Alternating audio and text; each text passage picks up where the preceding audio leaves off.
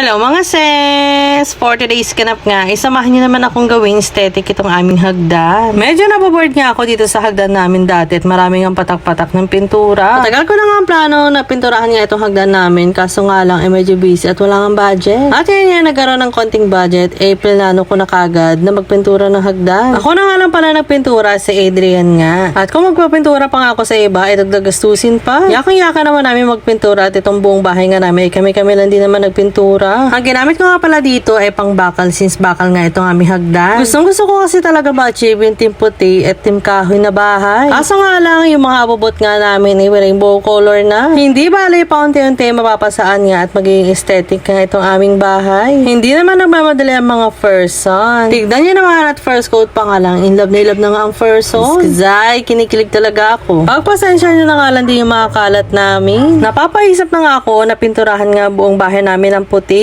At may jowa na naman magugulat, maninibago na naman yung kulay ng bahay namin. Anyway, after 2 days nga, napipintura namin dito. At ito na nga yung kinalabasan niya. Hindi ko nga napagsisihan na bigla ko nga pininturahan tong hagdan namin. Napakaganda talaga. Fast forward, yung kinagabihan nga, nagluto nga ako ng paksiw. Bumili nga pala ako ng taba ng baboy. Konti lang sana ilalagay ko dito, pero grabe naman na napakarami naman binigay sa akin. Kaysa masayang naman at wala naman akong freezer, kaya nilagay ko na lahat. First layer nga, nilagyan ko nga ng taba, sibuyas, luya at pamintang durog. After yan, nilagyan ko rin pala ng konting asin. At nung okay na nga, nilagay ko na rin kagad yung first layer ng mga bangus. Bumili nga pala ako ng 2 bangus. At pinaboneless ko nga ito. Ayaw ko kasi sa bangus na maraming tinik. Kaya kahit gutay-gutay na at wala na nga kami makain, ay laban pa rin. Sabi, kahit nag-edit nga ako ngayon, ay takam na takam nga ako ulit ngayon sa paksiw. After ko nga malagay yung first layer, dumako naman tayo dito sa second layer. Same process lang din sa first layer, naglagay lang din ako ng luya, sibuyas, at yung natirang konting taba. Grabe, napakasarap talaga nito at nagmamantika ng bonggang-bongga. Don't you worry mga sis, at hindi naman namin kinain yung mga taba. Ang purpose lang naman ay para magmantika at dagdag linamnam. At nung may lagay ko nga lahat, pinatong ko ulit yung bangus na natira. At ilagyan ko nga ng toppings na luya at sibuyas at asin. At lastly, naglagay naman ako ng siling green. 3 na nga itong nilagay ko para I love you. At meron pa pala, nakalimutan ko ilagay yung suka. Kasi pag maraming suka, mas masarap. Halos naubos ko yata yung isang pack nito at nagdagdag pa nga ako ng konti pa. Gusto ko kasi sa paksi sobrang